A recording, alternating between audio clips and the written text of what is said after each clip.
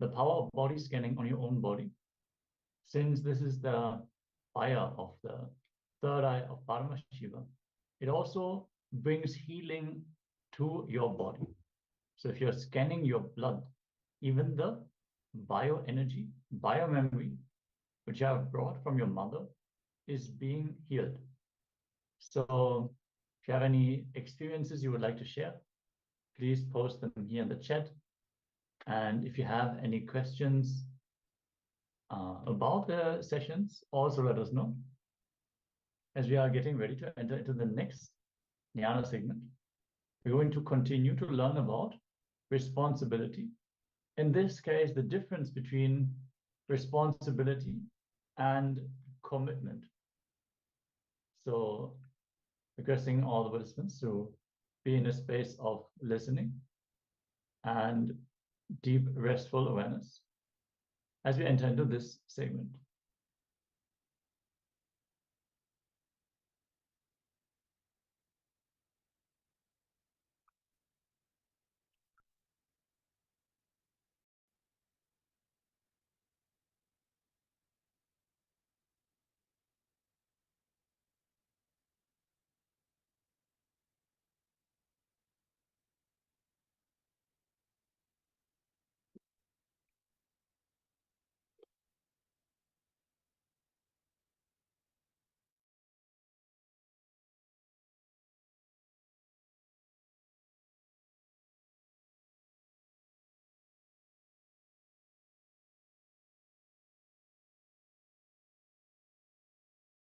Listen. I am defining these two words. Responsibility is not commitment. Commitment is not responsibility. You can be responsible, totally non-committed. You can be committed, never be responsible. I'll differentiate. I'll explain. If you are constantly thinking about your future from powerlessness and go on thinking what all can go wrong, your involvement is called commitment. If you are constantly looking at your future from the space of completion and go on looking at what all can go right, your involvement is called responsibility. Listen, I am the symbol of total responsibility and complete non-commitment. I am totally responsible, but completely non-committal.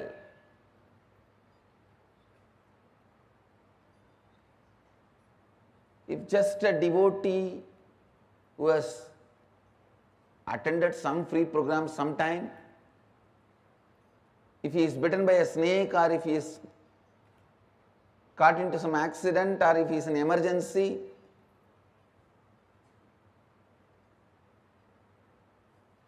one phone call, I'll personally attend and talk to my secretaries or whoever and see to it that constantly is attended and I get the response back, whether healing or whatever, I can help.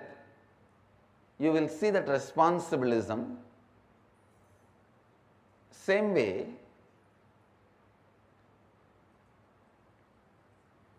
if you live around me, you can very clearly smell I am completely non-committed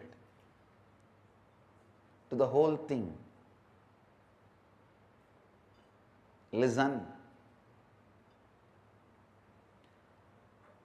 Any future plan which erupts out of the pattern, what all can go wrong is commitment. Any future plan which comes out of the completion, what all can go right is responsibilism.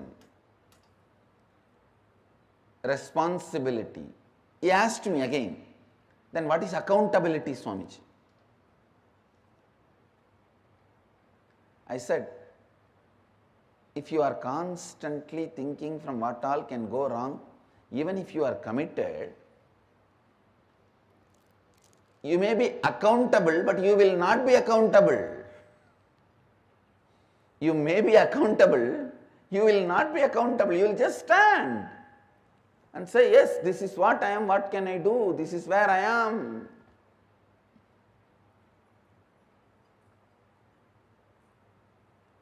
So understand, this subject is very, very, very confusing, and people feel no. At least in responsibilism, I don't want this to be separated. Because in the name of responsibility, you get a little consolation to worry, space to worry.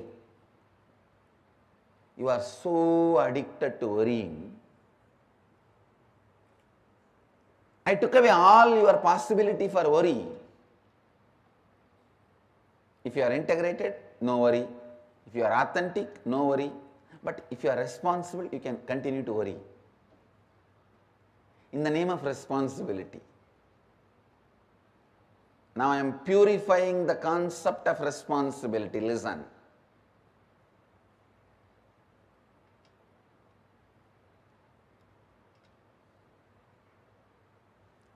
If you can move based on what all can go right,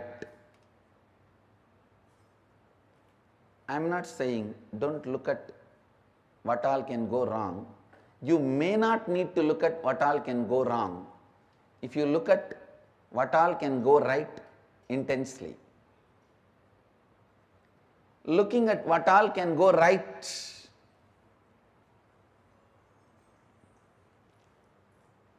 I tell you, looking at what all can go right gives you the ability to start 2000 projects.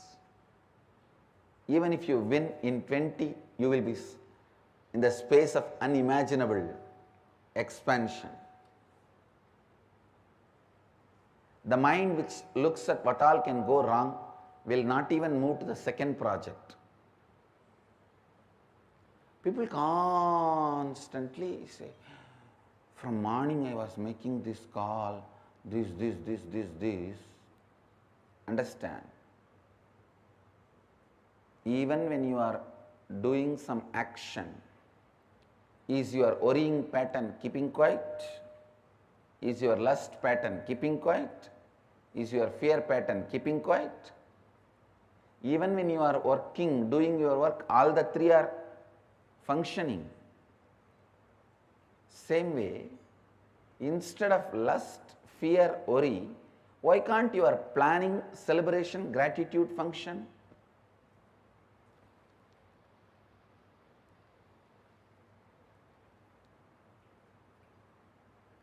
It is just simple training. Whether you function from fear, lust, worry, or function from planning,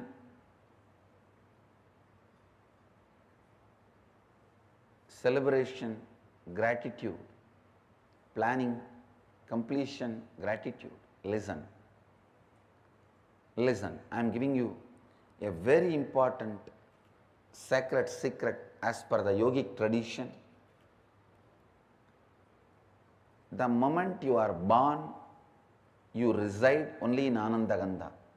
Anandagandha is the space from which your soul, your consciousness operates in your body. While you are doing all your regular lifestyle routine, either you choose to allow your lust, fear, worry as an involuntary, habitual function, or you can voluntarily build planning, completion, gratitude. Either you can allow involuntarily lust, fear, worry, or planning, completion, gratitude. It is just consciously building. But don't tell me the worst lie. I was busy in this, so I could not do that. You have multiple possibility and multi-dimensional. You are multi-dimensional by nature. While you are working, if you are not planning in a multi-dimensional way, you are worrying or caught in the lust and fear. Be guaranteed about it. This truth needs to really get into your system.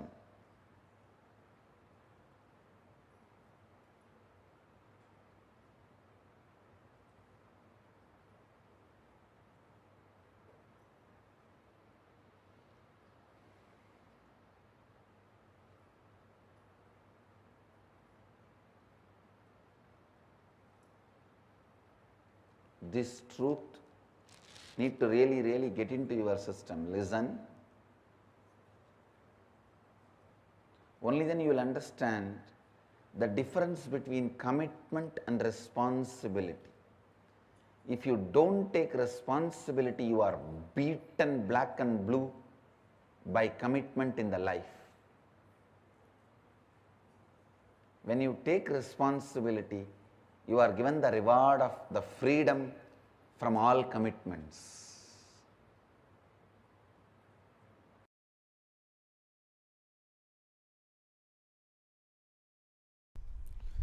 Cosmos works neither on communism nor on capitalism. It works on responsibilism.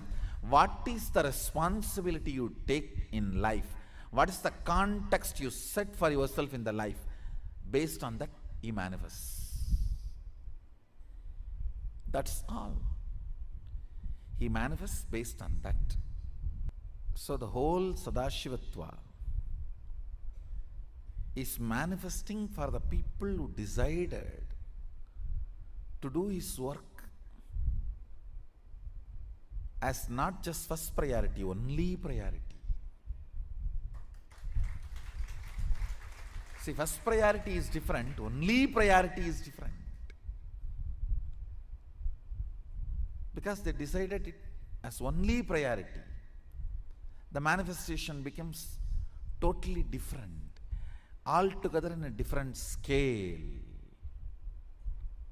Understand, my initiations are same, I am same for everyone. It is based on their context they receive and they manifest.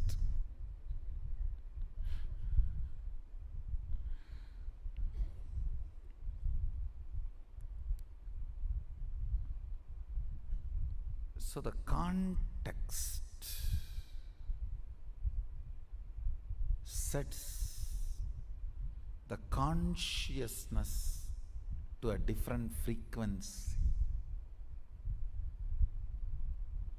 So what you are, surely I am available for you as much as you can receive.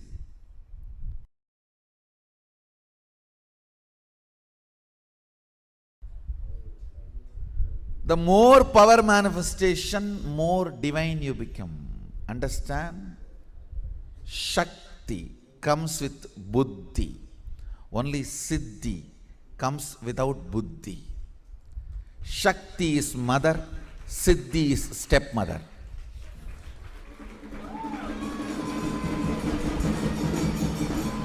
That is why in Tamil, for stepmother and siddhi, both same word. Siddhi is chitti. Shakti is mother. Understand?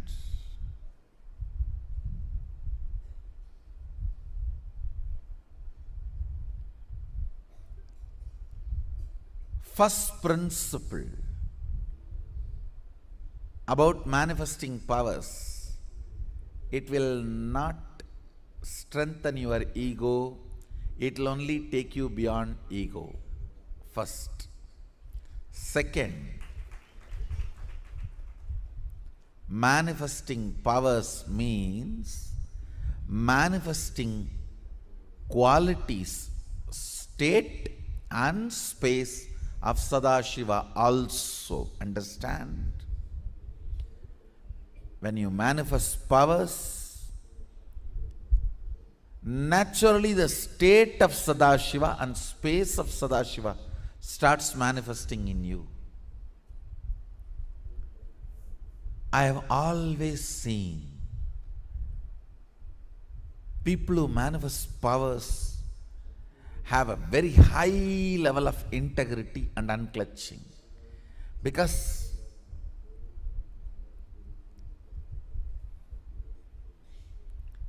if they do not maintain that too, the power manifestation will stop. Understand?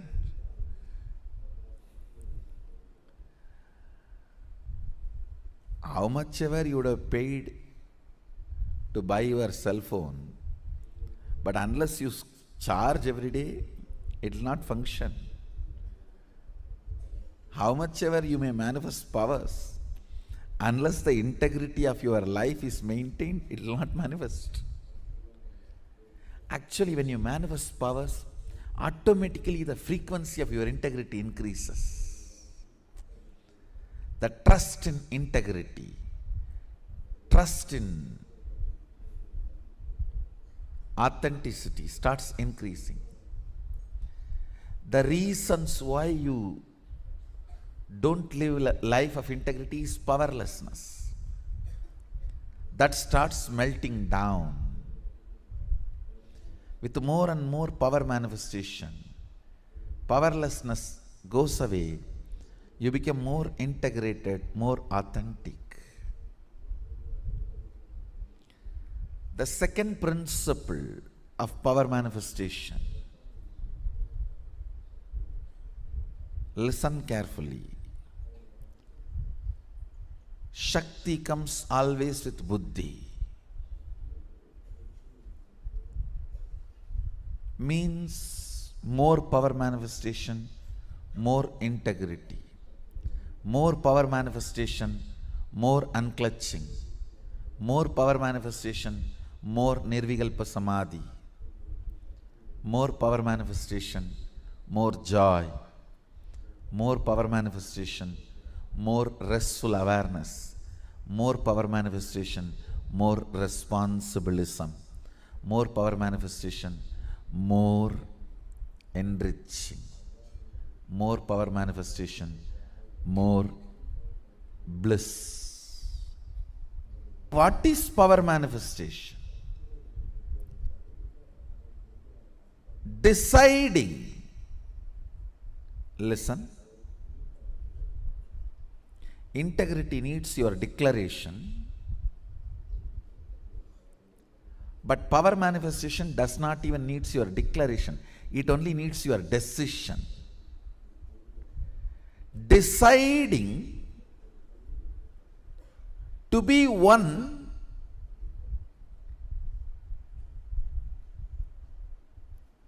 with the original source, Sadashiva, which is you, even when you don't understand.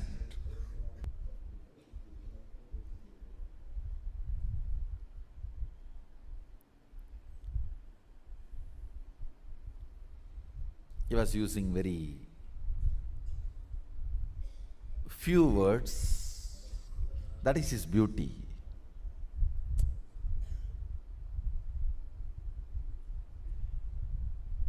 Just with few words, he will make that click happen.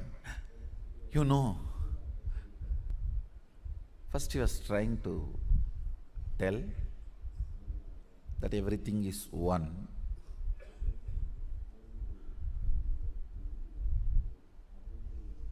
Few words. Somehow I was looking at him. He was not convinced that the click has happened in me. And many times both my gurus, Kuppamal and Mibudanandapuri, and Yogananda Puri. Both have tried to explain Advaita to me. Annamalai Swamigal even used to read out Ribu Gita. Annamalai Swamigal was one of the enlightened disciple of Ramana Maharshi. Used to read Ribu Gita in Tamil. But somehow that click never happened.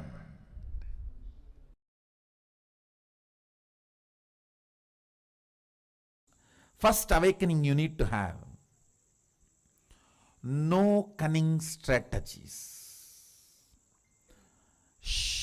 No cunning strategies are going to work. Shortest distance between 2 points is straight line. Shortest distance between 2 points is a straight line. Understand? Most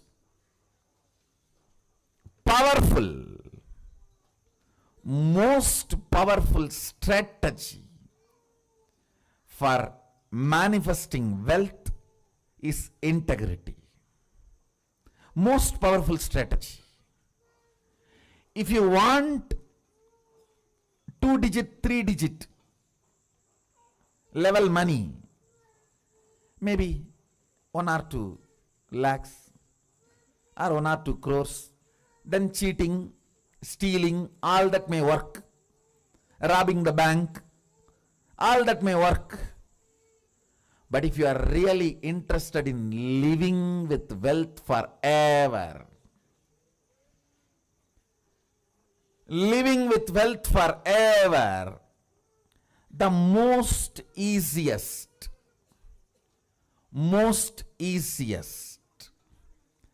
and the right strategy is integrity. Decide with responsibility. You will start contributing to the humanity. Understand?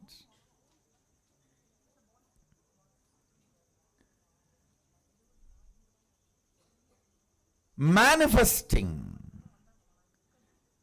your cognition is life. Understand? Whatever cognitions, conclusions you have about life in your life, you will go on be manifesting that every day. If you have the conclusion, you are going to fall sick day by day. When the more and more you breathe every day, every night, finally, you will manifest that. It is your conclusions you manifest. If you have the conclusion, the cunning methods, cheating brings wealth, you will only be manifesting that, or are waiting to some cunning methodology to click so you can manifest wealth. No. No. All waiting for cunning strategies to manifest wealth ends in frustration. And then you have a deep negative cognition about wealth.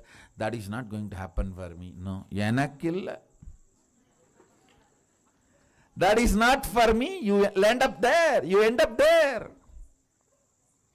In utter frustration.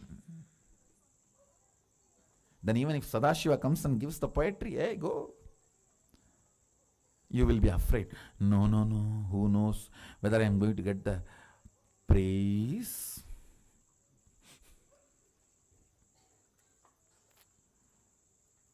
Or beating? Listen. Listen to this. Fundamentally,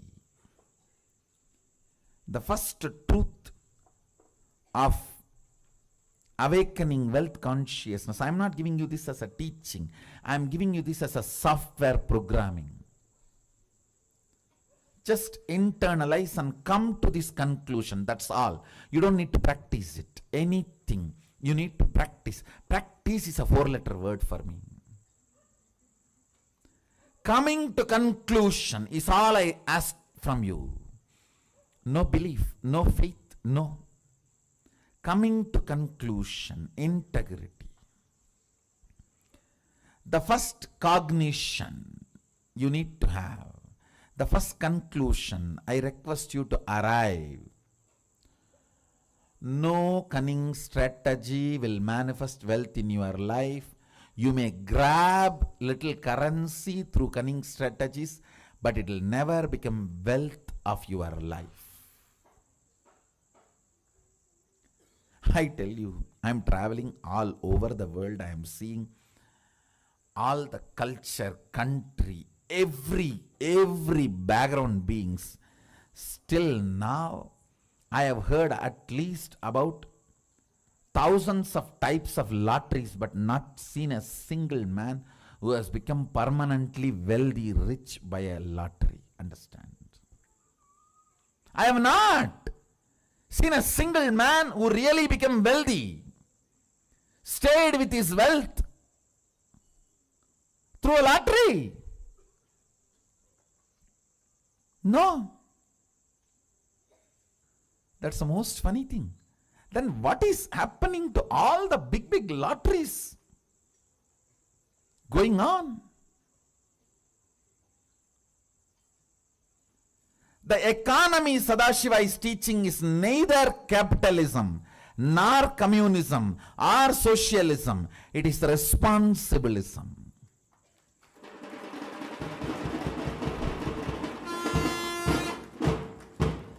The responsibility you take, that decides the kind of the wealth going to be around you.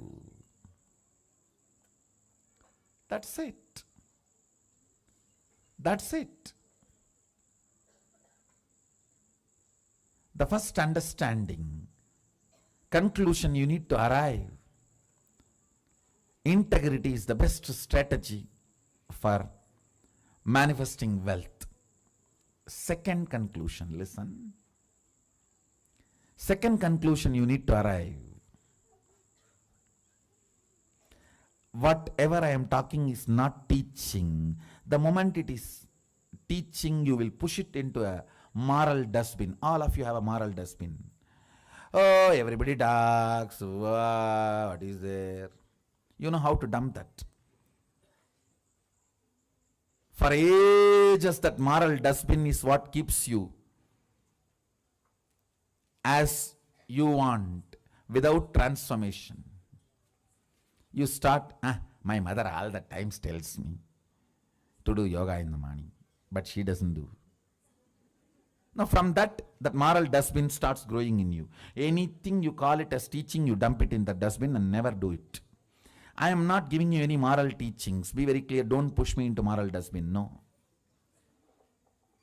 I am talking to you. If you come to all these conclusions, you will live wealthy forever. And if you are not able to come to this conclusion, I will support you, help you by awakening your Kundalini Shakti to see these conclusions as reality. That's all.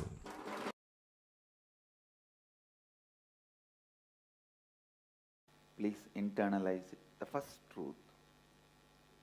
Anything which is truth strengthens you.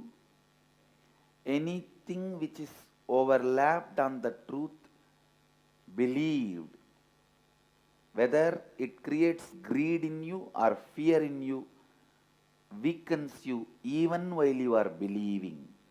Not only after you are disillusioned, even while you are believing, it weakens you. Please listen. Anything which is truth goes on strengthening you, even while you are working with it, while you are practicing it. The great truth, Nityanandoham, Shivoham, I am the ultimate possibility. When you work with this truth, understand, when I say I am the ultimate possibility, I mean you are the ultimate possibility. When you are working with the truth, even while you are working, it strengthens you day by day. But anything which is believed, which is not truth, which creates greed or fear in you, weakens you continuously, even while you are believing it, not only after the disillusionment. After disillusionment, you will completely feel powerless. You will feel deprived, cheated. You lost, you wasted.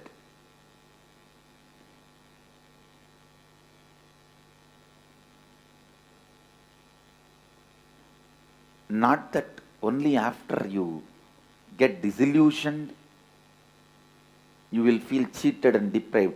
Even while you are working with it, you will feel powerless.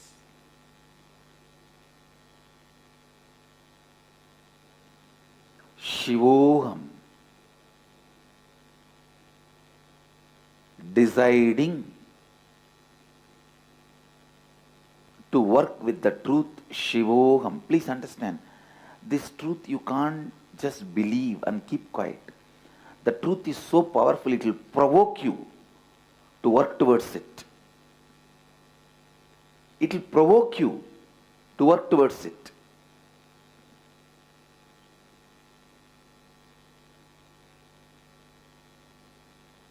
Truth uttered by the right person, listened by the right being, provokes you to work towards it. It can never be a one more sermon. No. Satsang is not sermon or discourse. After the discourse or during the discourse, you can be sleeping. Continue to be in slumber. But satsang provokes you. Neither during nor after you can be in slumber or sleeping. It provokes you. It awakens you. That's the right word I should use. It awakens you. While you are working with the truth, Shivoham, even while you are working, you have to take the responsibility for it. Don't expect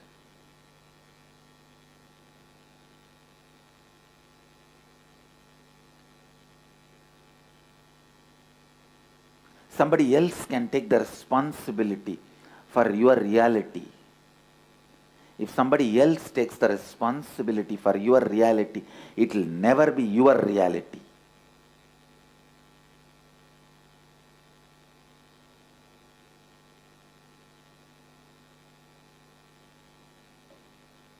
Yes, Guru can take the responsibility to make you responsible, not for anything else. Guru can take the responsibility to make you responsible. That is why his love is never appreciated. His love is not the cozy, comfortable feeling you felt in the name of love in your life when you were young. The pattern you believe as love. You cry and your mom rushes you and gives you food or candy. Your dad rushes to you and gives you some sweet and toys, whatnot. Your aunt brings you clothes. Your uncle brings you gift. What you believed as a love, the pattern of action, reactions which you believed as love, you will not experience from Master, from an enlightened being. The love he radiates makes you like him. That is why you constantly feel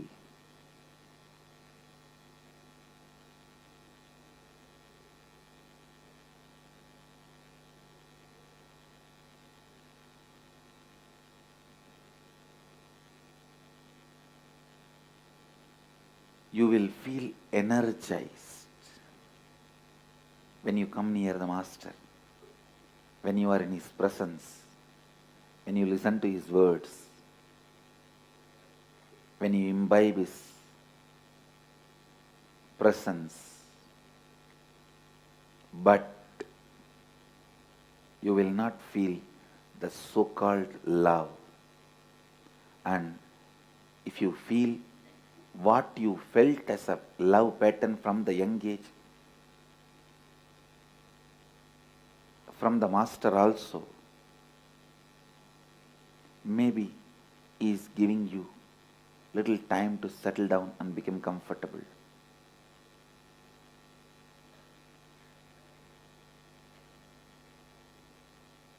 I do play the role of a father, mother, aunt, uncle for few days till the transition happens for you. You need to move from that to this, but not more than that. My love will make you responsible for the great truth of Shivoham.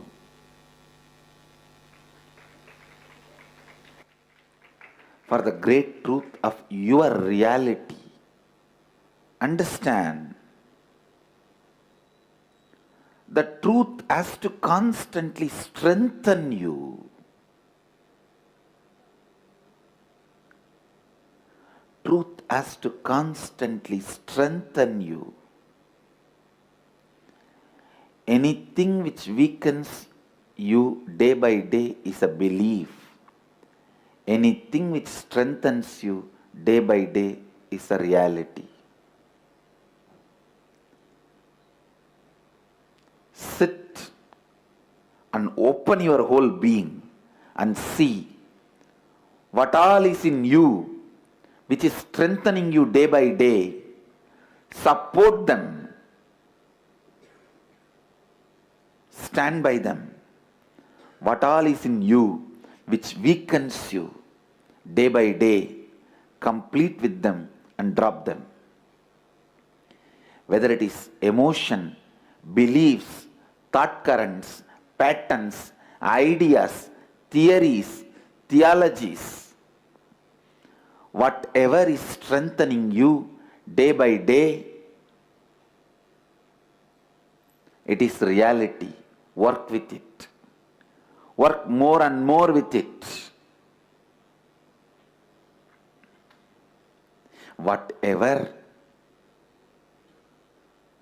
is weakening you,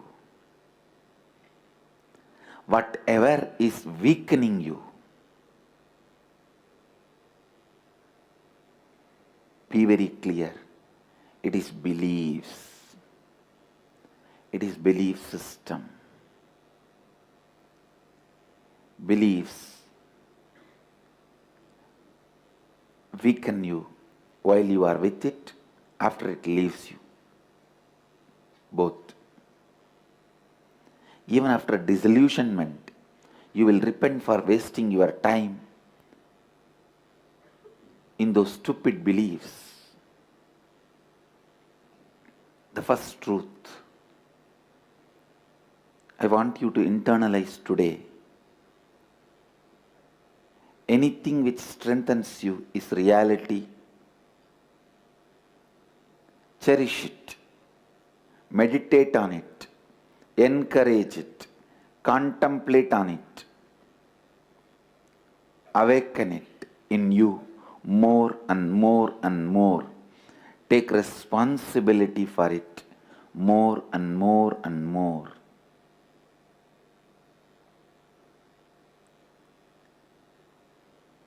Anything which weakens you, be very clear, it is a belief system. Belief system either will create fear or greed, because that is the only way it can create the false excitement in you.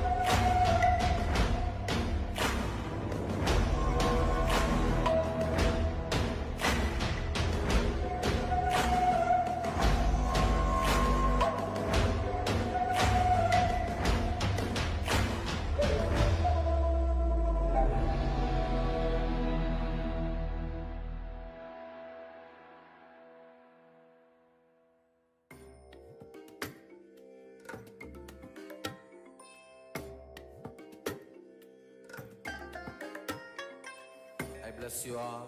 Let you all open all your three eyes and manifest the powers of Mahasudashiva. Om Nityananda Paramashivoham. Om Nityananda Paramashivoham. Om Nityananda Paramashivoham.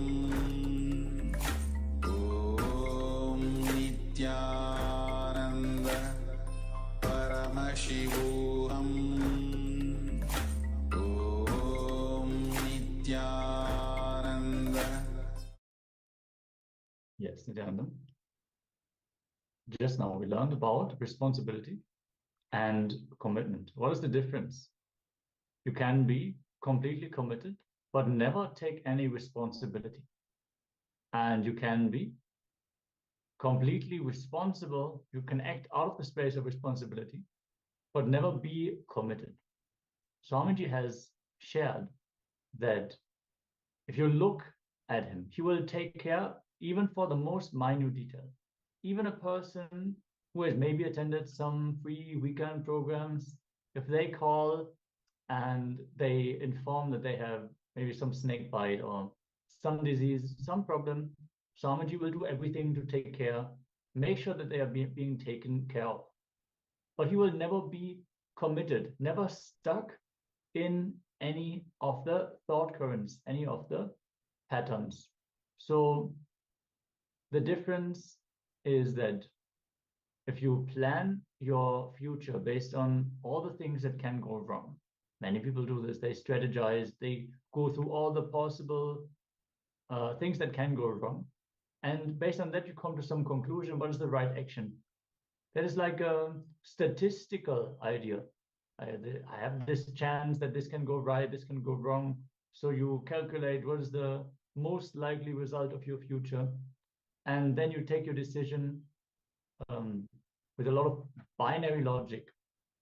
Then you are committed to that future, to that possibility. But if you take responsibility, you just act out of all the things that can go right. Just looking at all the things that can go right in your life. So let us expand our perception. Let us expand our space of responsibility. So now, let us enter into this exercise, the unlocking the power of healing. Any future plan which erupts out of the pattern, what's all can go wrong is commitment. Understand? Any future plan which erupts out of the pattern, what all can go wrong is commitment. Any future which comes out of completion, what all can go right is responsibility. Understand?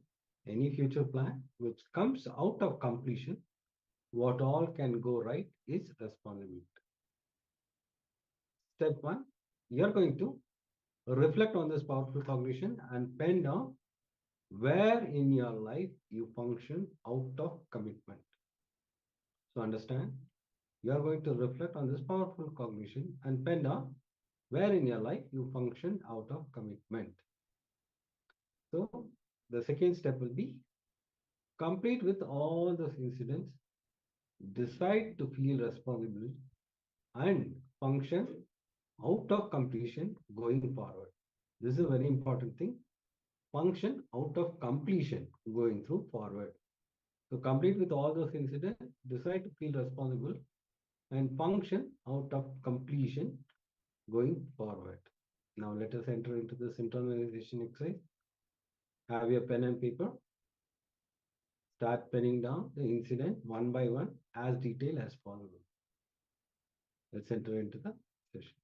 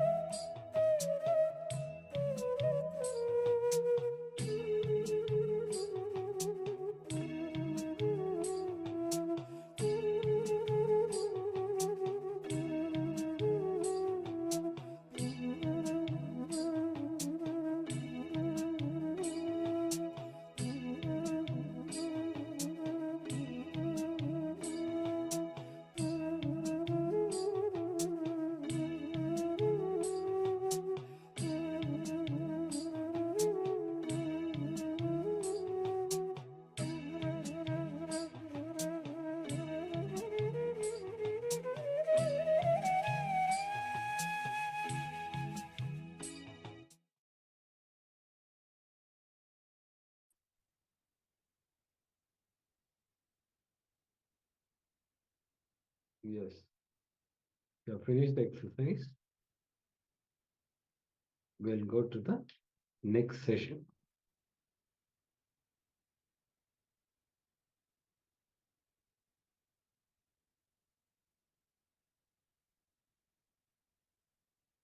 Yes, we're now going to enter into a Nidya Kriya. We're going to have the Nidya Kriya, which is care for hypertension. Hypertension is one of the societal diseases that is actually responsible for the most death of men above 60. So hypertension is a condition that reduces your lifespan by clogging up your arteries and making it difficult for your body to transport the blood, transport the important nutrients, and it can end in heart failure, stroke, brain damage, and many different other chronic conditions, and potentially end up lethal. So to increase your lifespan, it's possible for you to clean your arteries and keep your blood flowing freely. That's the best. So Swamiji has created a Kriya, which is a care for hypertension. So even if you do not have high blood pressure and all that, you don't have clogged up arteries, you can still do this Kriya to prevent your body from forming these dispositions in the first place. So you can simply increase your lifespan by practicing this Kriya.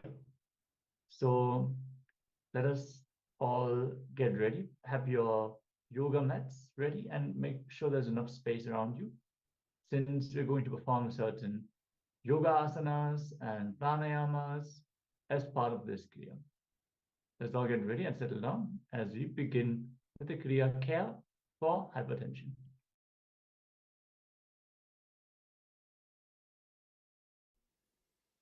Very easy but powerful process. I can prove in front of your eyes how the blood pressure comes down and becomes normal even once doing this Kriya. See, I tell all the devotees or disciples, followers who are having blood pressure, hypertension, do this process today and see how your pressure comes to normal. Just do this process for 1 week. You will see naturally the pressure will be normal. Talk to your doctors, you can stop medication.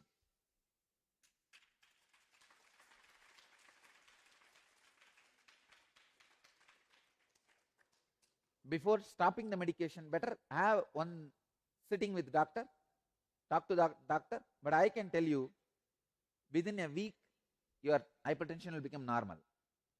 Very simple Kriya. The whole Kriya will take maybe maximum 10 minutes, not more than that, just 10 minutes. But I give you the 100% guarantee hypertension will become normal. It may be any level. Even if it is 150 by 100, it will become normal, because the setup, the process, the pattern through which I am making your hypertension normal is from the biomemory level, not from muscle memory. From biomemory, from the depth of your being. The first step, Mritasana in Chinmudra. Mritasana means corpse posture. Let me describe.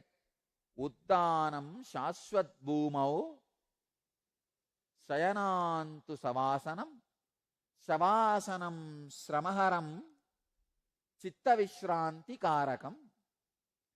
Garanda Samhita's second Upatesha, 19th verse. Lying flat on the ground like a corpse is called the Mritasana. This posture destroys fatigue and quiets the agitation of the mind. Please lie down. No pillow, nothing should be for the head. You can use mat. Mat or mattress is okay. Better use mat or mattress, because otherwise you will feel cold and you will not do the technique properly. You may not do the Kriya properly. please use mat or mattress.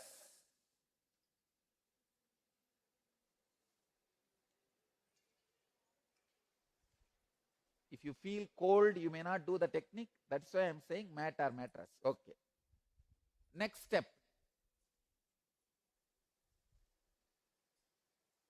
Lie down in such a way that you don't kick people.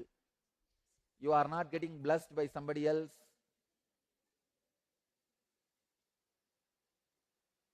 Second step. Please understand.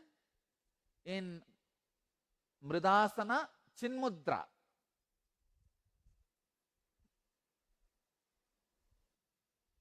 See, if it is some complicated posture, I can tell no. I can understand. You can say that, oh, I can't do this, that. Mritasana and Chinmudra. Chinmudra is bring your index finger to your thumb. This is Chinmudra. Understand? Next instruction. Uddiyana Bandha. All of you know Uddiyana Bandha. Contract the bowels equably above and below the navel towards the back so that abdominal viscera may touch the back. Hold like that in Uddiyana Bandha as long as you can. When you can't hold anymore, relax. Do this Uddiyana Bandha lying down 21 times.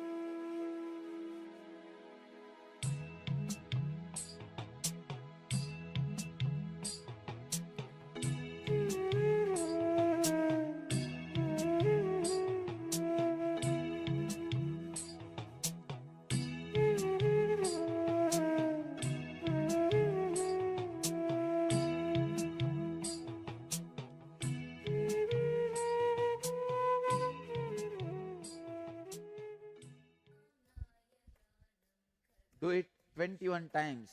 Hold as long as you can. Then relax. Then hold as long as you can. Then relax.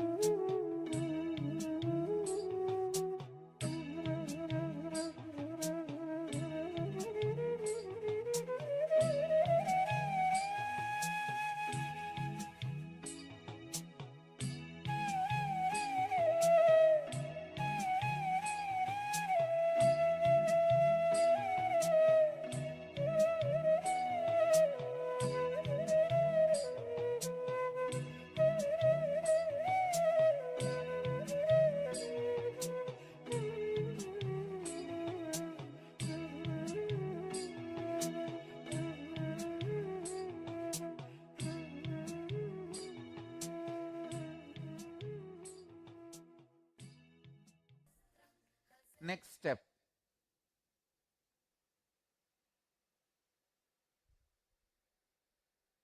Jalantara bandha. Listen. Contracting the throat, place the chin on the chest. Means lock the throat.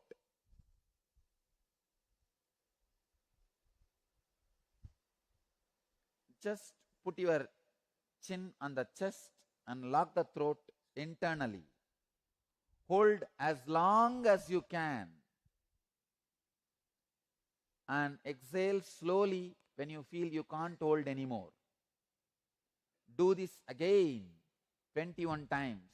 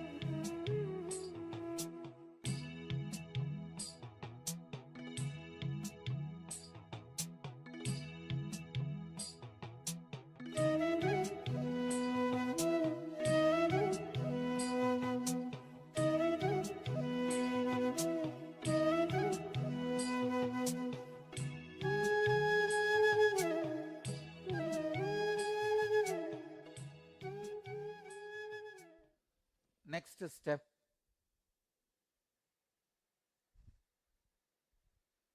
Muktasana. Please sit in Muktasana. Place the heel at the root of the organ of generation and the right heel above that. This is the way. Please understand.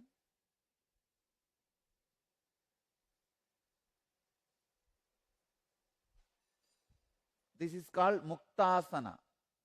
Sit in the Muktasana. Payumule Vamagulpam Dakshagulpam Tatopari Samakaya Shirogrivam Muktasanam tu Siddhitam. This is Muktasana. Next step. Do Bastrika in this Muktasana 21 times. Understand, Bastrika is the powerful balancer of hypertension. Bastrika, let me describe the sutras. Bastraiva lokakarananam yatakramena sampramet tatavayuncha nasabhyam upabhyanchalayet shanaihi evam vimshati varancha krutva kuryavacha kumbhagam tatante chalayet vayum purvoktancha yatavidihi trivaram sadayetyenam bastrika kumbhagam sudihi nacharogocha nachaklesha arogyancha dine dine. Let me describe the technique. As the bellows of the ironsmith constantly dilate and contract, similarly, let him slowly draw in the air by both nostrils and expand the stomach. Then throw it out quickly.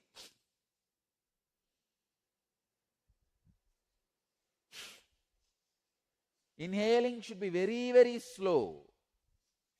Exhaling should be fast and quick. Do this 21 times.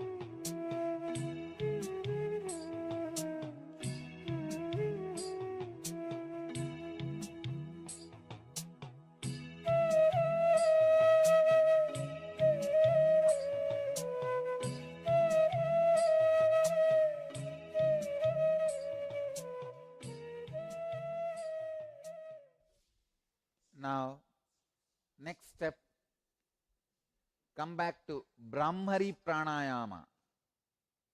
Ardharatre kate yogi jantunam shabdavarjida. Varjide karanao pitaya astabhyam guryat puraka kumbhakam.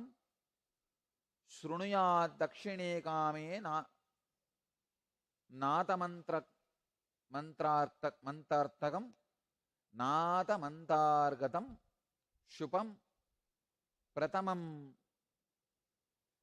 jinjiminatam cha vamshinatam tataparam megacharjara brahmari kantakamsyam tataparam turiberi mridangadi ninadanaka dundubihi. Translation says, at the past midnight in a place where there are no sounds of any animal, etc., to be heard, let the yogi practice Puraka and Kumbhaka, closing ears by the hands. He will hear the various internal sounds in his right ear. The first sound will be like that of crickets, then that of a lute, then that of a thunder, then that of a drum. These are some of the descriptions. Let me give you the exact technique. Put your thumbs in the ears and hum intensely, as deeply as possible, as loudly as possible, as intensely as possible. Start.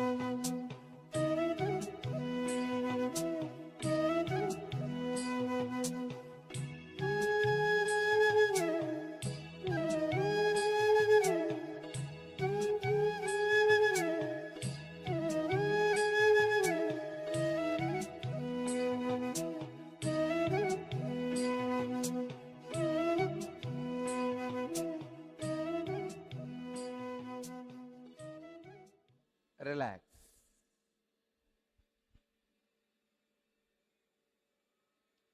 You can now relax.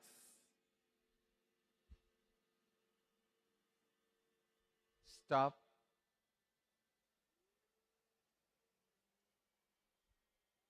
Relax. Do this Kriya every day.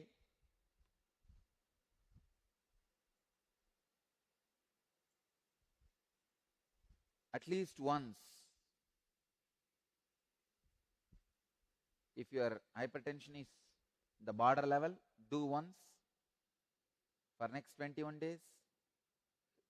If it is in high end, higher side, like 150, 100, that side, do at least twice. It will completely heal your hypertension.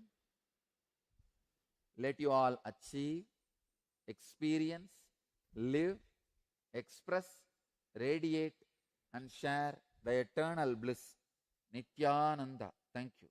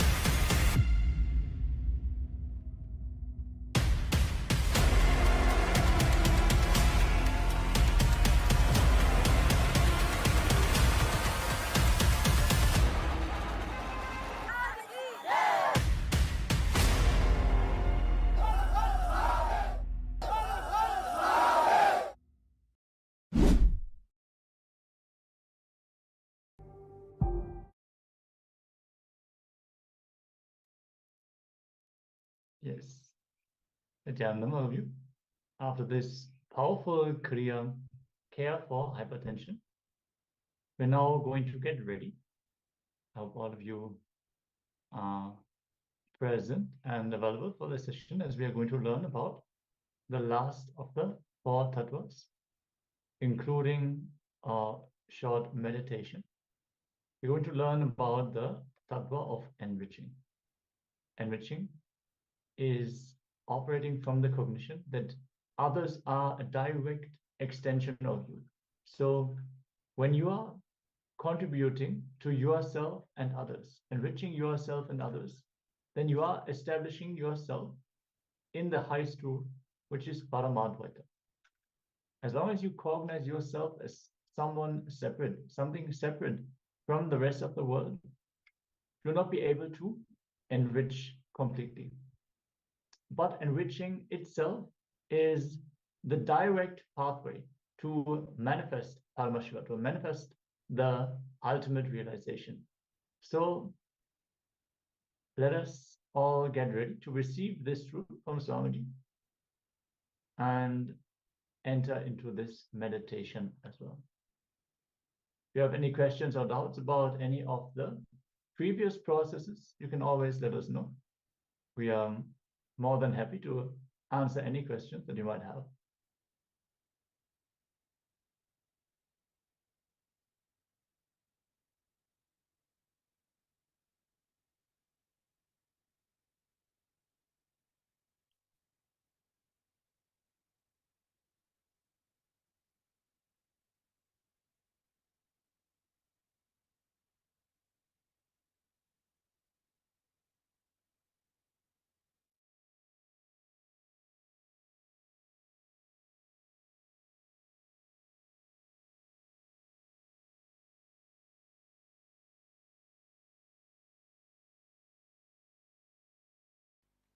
Please understand,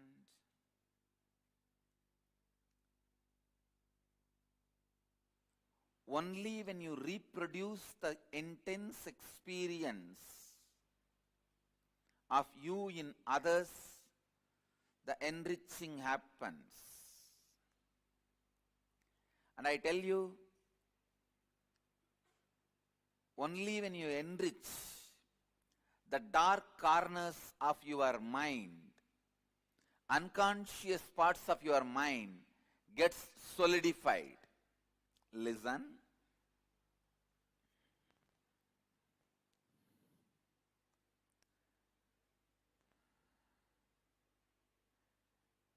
Many times, just in the face I can see a person going through confusion and suffering. Unfortunately,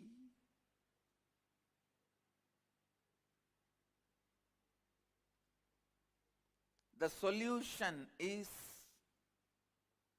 enriching, which nobody wants to listen.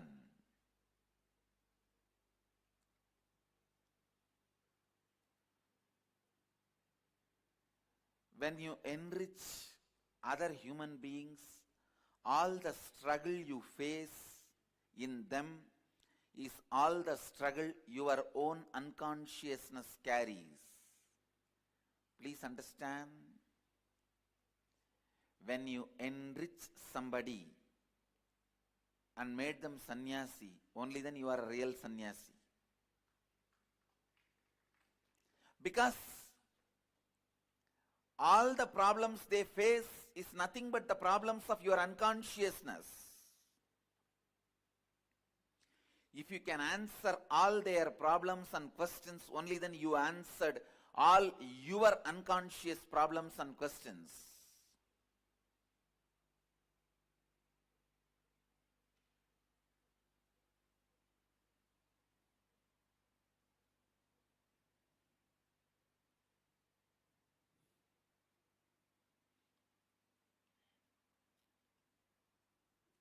Understand?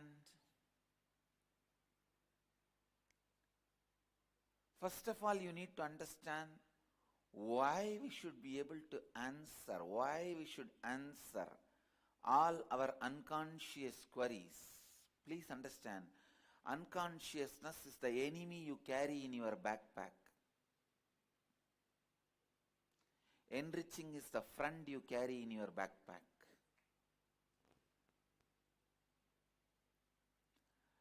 Unconsciousness is the enemy you carry in your backpack. Any moment he may attack you. Any moment he may put you in depression. Any moment he may destabilize you. Unless you kill your unconsciousness. Unless you destroy your unconsciousness.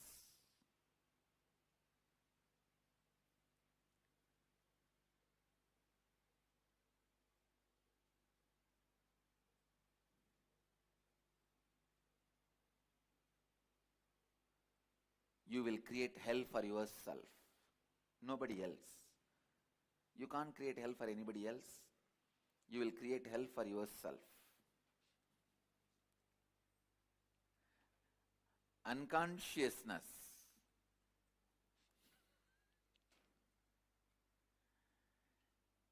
understand attacks you when you least expect. Better go round, enrich everyone, so that all your unconscious questions are answered now itself. It is like voluntarily facing your unconsciousness.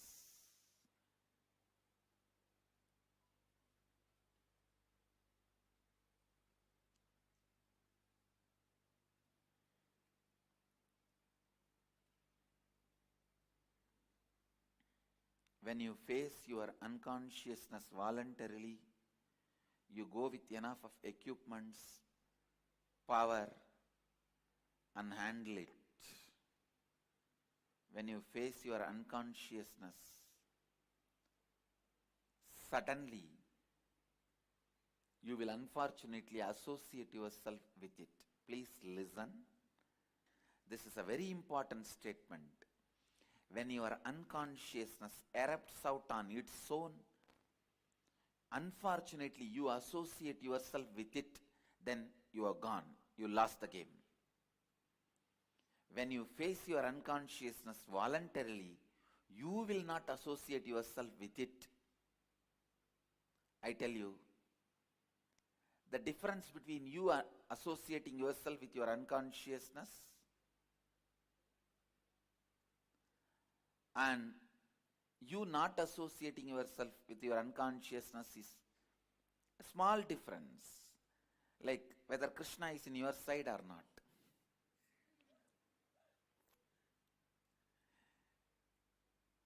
See, there was a situation, Krishna has to decide whether he should be in the side of the Pandavas or Kauravas in Mahabharata.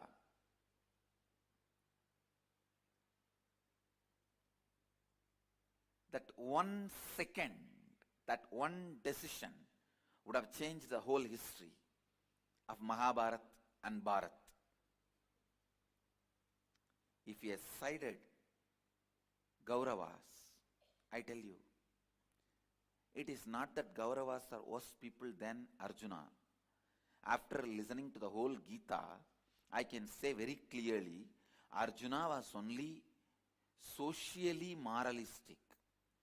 Consciously, he was equal to Duryodhana's. If the same Gita was delivered to Duryodhana's, all the 100 of them would have become Arjuna's, enlightened. The whole story will be different. Understand, there is nothing special with Arjuna. I can boldly tell you. He may be socially good, but based on the questions of Arjuna, I can say he was equally unconscious like Duryodhana. The situation making you as a good person may be accident, but you making the situation good is incident. Understand? Situation making you as a good person is an accident. You making the situation good is incident.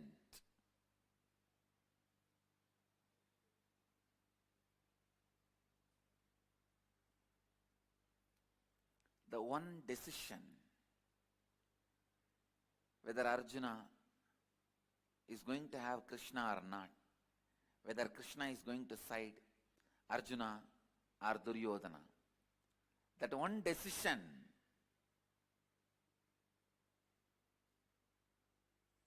that makes the whole difference.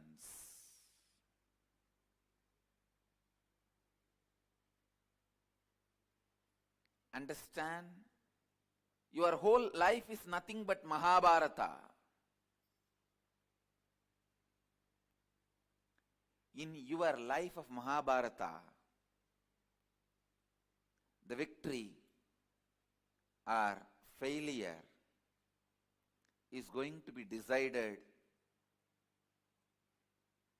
Who is going to win? Whether you or your unconsciousness is going to be decided only based on which side you are going to side. Listen. Whichever side Krishna sided would have won the game. If he sides Duryodhana's, he would have won the game. He knows what to do.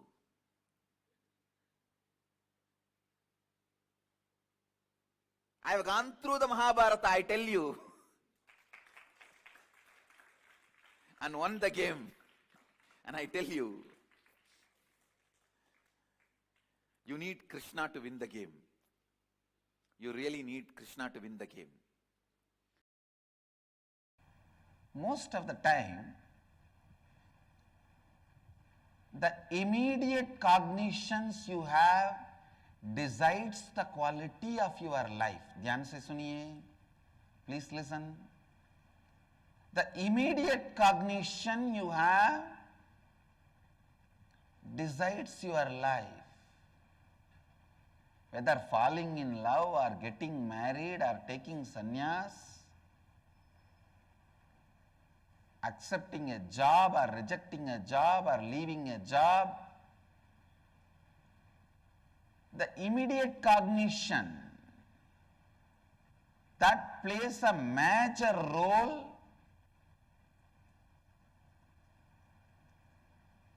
the immediate cognition plays a major role.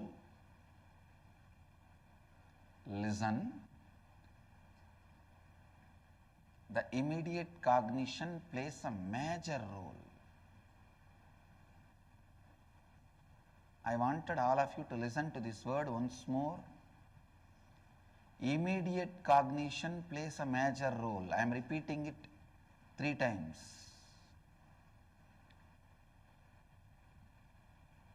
When you face a situation, what you cognize immediately?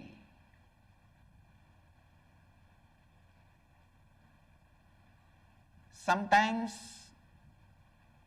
you slowly think, rethink,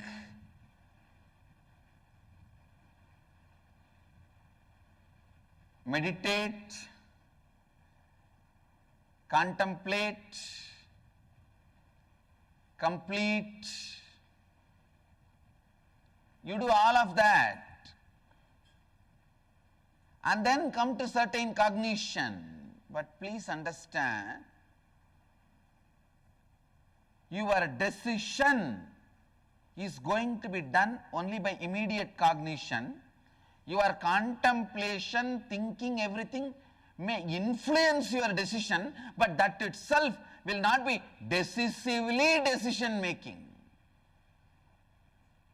Please listen. Your thinking, contemplation, analyzing, intra-analyzing, all these at the most can only influence the decision. They cannot be decisively decision making. So the immediate cognition you carry,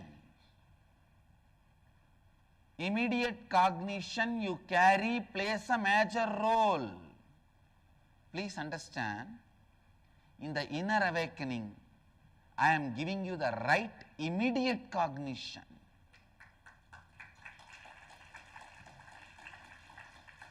Because the immediate cognition goes on functioning in one way in your life, and your intra-analyzing intellectual understanding goes on functioning in other direction. The gap between these two is called vasana. You go on visualizing, you will have a happy, beautiful, great family and sangha around you, joyful employees, employers around you. But the moment your wife or husband calls, the moment you pick up the phone, tell me. And you justify yourself. Slowly I will change myself. Later on I will become friendly, loving, and then they will become friendly, loving, and then we will become a happy family. You go on keeping your fantasy alive and go on working in a completely opposite direction. If I expose you to you, you jump on me, try to bite me.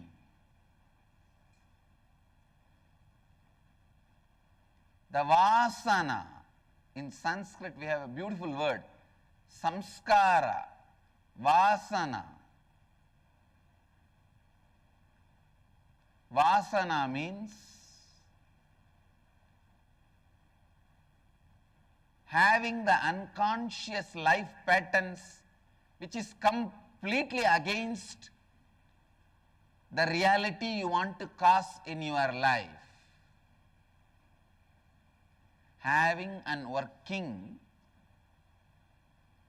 in an unconscious way which is completely opposite to the reality you want to cause for yourself and others. See, why this is happening? What do you want to do? And what is the way you are doing? You go on pushing your hopes, saying, tomorrow I'll change. After a few days I'll change. I'll change. Don't push me too much. Otherwise I may give up.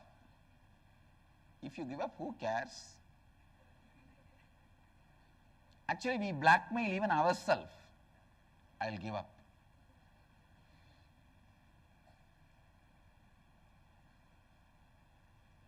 I wanted to give them the new name, self-blackmailers. Self-blackmailing is self-denial. That is the source of self-denial. SD, HD, BM. Self-doubt, self-hatred, self-denial, self-blackmailer. Listen. Self-blackmailing is the source of all the invited diseases. Like when life, your declaration demands you to work more than 8 hours, you invite a back pain so that you can lie down. You invite cough and cold so that you can lie down. You invite fever. You invite body pain so that you can lie down. Understand? You tell yourself, if I am forced to work more than 6 hours, I am going to have leg pain. I am going to have stomach pain. I am going to have headache. Understand? This self-blackmailing is the invitation for self-invited diseases. There are some diseases you inherit. There are many diseases you invite.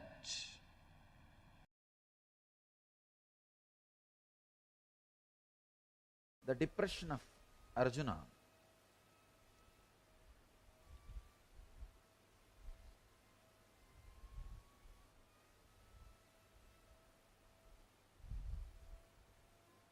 I can say is almost screaming.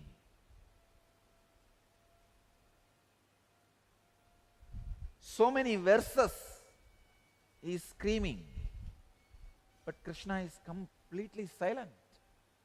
He is there, he is there, he is there.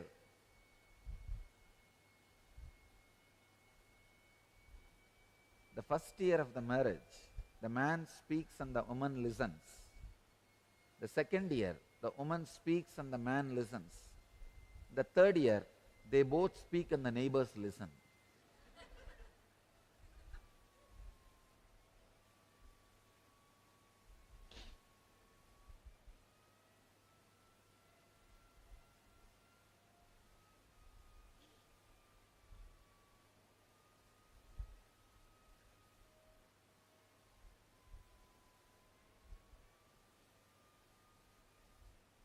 I think Arjuna is speaking, but Arjuna is not seeing any reaction in Krishna's face that Krishna is listening.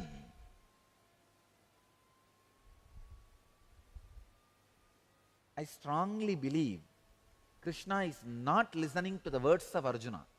He is only looking into the depths of Arjuna with deep sympathy to understand the root of the problem. Please understand, when you are agitated, confused, your words do not express your real problem. That is why when people come and tell me their problems, when they give me a long letters, More than reading their letter, I will be looking into their eyes. I will read their problems by looking into their eyes, not looking into their letter. Because you are habitual liars. Please understand, all human beings have got into the system of becoming a habitual liars. Yesterday, we were having sessions in Inner Awakening. When you are challenged, when you are cornered, how you escape from situations. I was studying each one's patterns, how each one escapes, listening to their stories, incidents. I discovered one thing: 99% of the people tell lies and manipulate the situation and escape when they are challenged. And the remaining 1% told lies even to me when I asked them.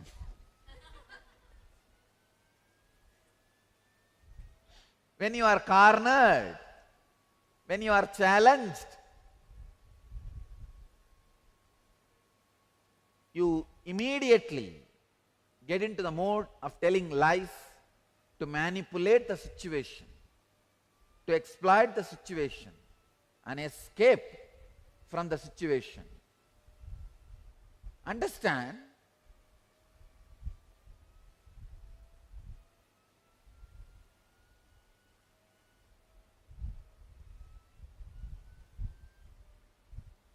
more than the words of Arjuna, the eyes of the Arjuna can reveal the real problem to Krishna. More than the letters you bring, what you bring in your eyes will show your real problem to me. That's the reason usually I look into the eyes. But people feel I am not attending to them if I read their eyes and not read their letters. So I just glance the letters also once in a while. But I tell you, I don't believe your letters. Because you have become habitual liar. Not only you start lying to others, even you don't realize you are lying. You have become such habitual liar, it becomes part of you. We hear that those who have lost family traditions dwell in hell for an indefinite period of time. Arjuna is crying. But he is not crying with the right logic. He is just using all broken logics, all broken ideas to justify his thoughts, justify his ideas. See, it is too late. You should have thought about all these things and had a group discussion, round table meeting, dinner, brainstorming, everything at least 2 days before. Too late.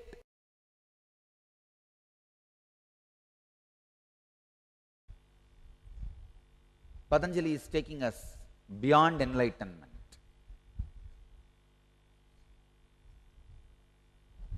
See, the spot where your mind explodes into a non-assemblable manner to pieces in such it can never be again assembled in the same old way. That moment, that spot, that experience is what I call enlightenment. But Patanjali takes us a step deeper, step further, Beyond that moment, this sutra is throwing light beyond what we call enlightenment. Patanjali says, even when the enlightenment, explosion of the instrument called mind happens in a way you can never assemble it back again as it was. Please understand. The conscious explosion happened in me. Explosion happened in me at the age of 12. The mind has gone to that pieces, that number of pieces. I can never bring all the spare parts and assemble it back. It got dismantled in a way it can never be assembled back.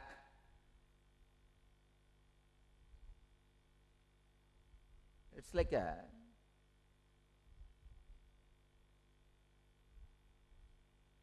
somebody's body is burnt and the ashes have been taken to different oceans and put in the ocean, and whatever is put in the ocean is eaten by some sharks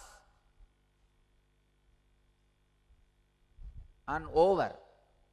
Now, can you get all those particles back, put it together and make the body back? No. Impossible. Same way, the explosion happened in me at the age of 12 was such a strong experience. Never I can collect the mind back and assemble it and create the same old structure. Or I can say any structure. Forget about old structure, any structure. It's not possible. It has become impossible.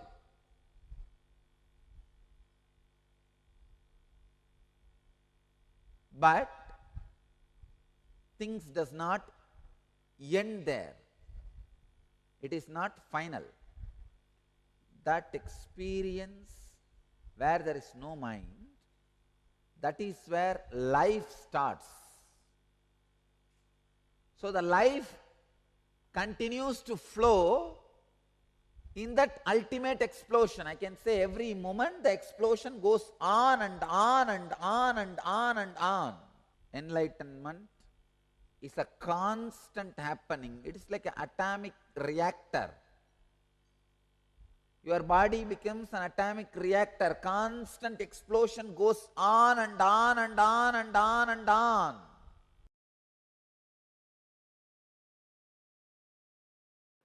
An unconscious person does not think through. So whatever is the flow of life for him is crime for society. For a conscious person, whatever is flow of his life, like he wakes up, morning he goes to the job, works in his office, goes for lunch, comes back again, works in his office, comes back to sleep. Whatever is his course of life, the happening, it is part of society, the flow of society. If you ask him, why are you doing this? He says, that is the way life is. It is like a common understanding. If you are a girl, the moment you are 25, get married. If you are a boy, the moment you are 27, get married. Of course, what I am saying, age is a city limit, city age limit. The villages, it is much less. These are all common accepted understanding. When thousands of miracles are happening around me, I tell you, I promise you, I don't do anything. It is the happening for me.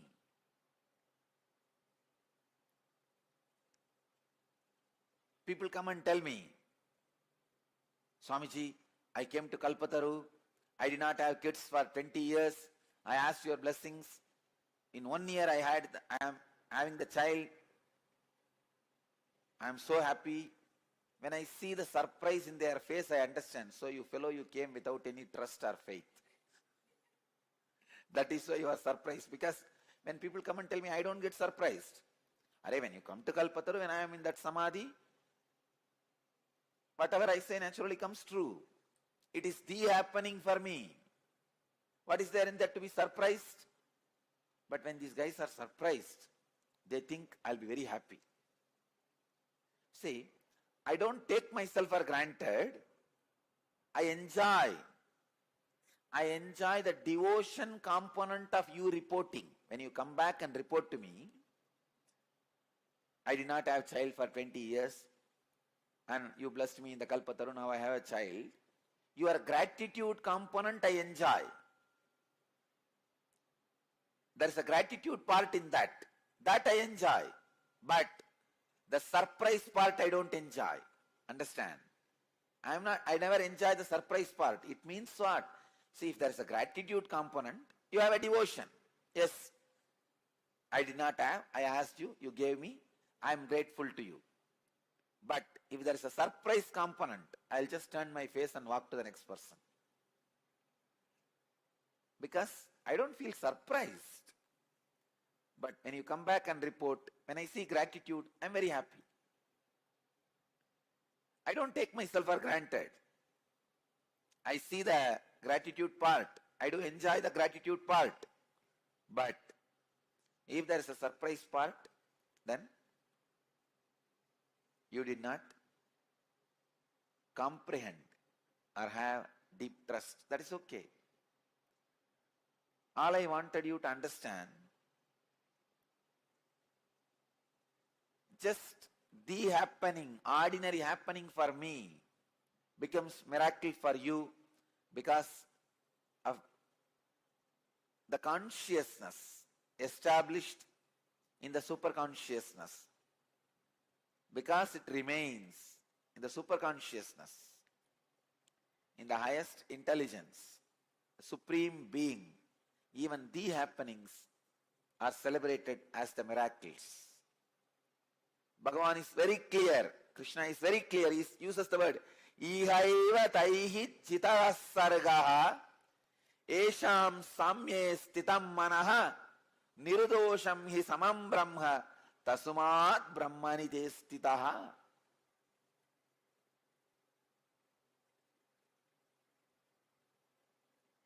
Here in this world itself, the nature is surpassed by them whose intelligence remains established in Supreme Being. See about Trinyana Sambandhar, 292nd Guru Maha Sannidhanam asked me a question in Akashic reading. He put a question to me in the Akashic reading for Kala Bhairava. What all miracles Jnana Sambandha Swami did? The Akashic reading I read out 78 times he broke the nature, law of nature, science and law of nature.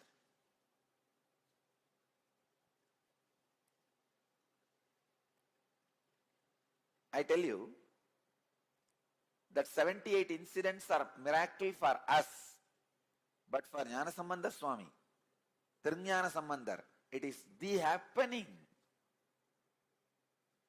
It is just the flow. Because he is established in the superconsciousness, the nature is surpassed by them whose intelligence is established in Supreme Being. Ihaiva taihi jitaha sargaha yesham samye stitam manaha. 78 times nature would have tried to cross him and he crossed it. That's all.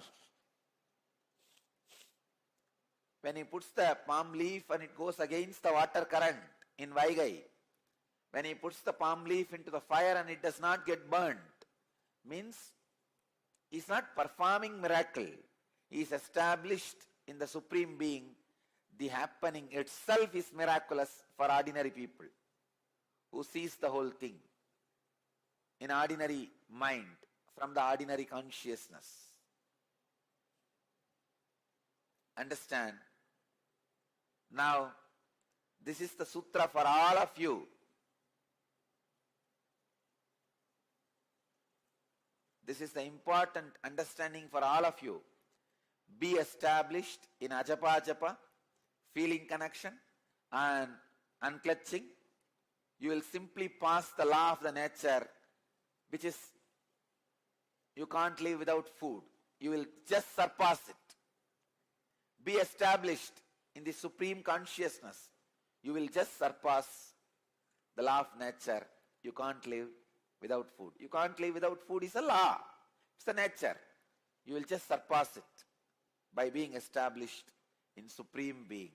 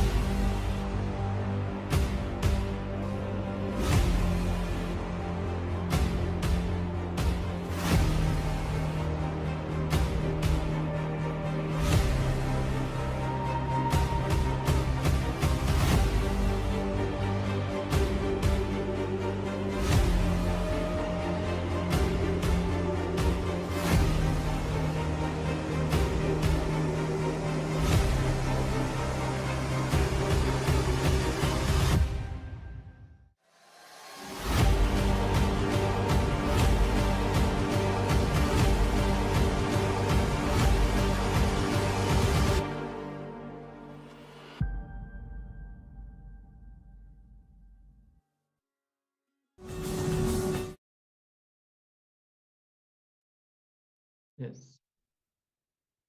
We learned about the tattva of enriching.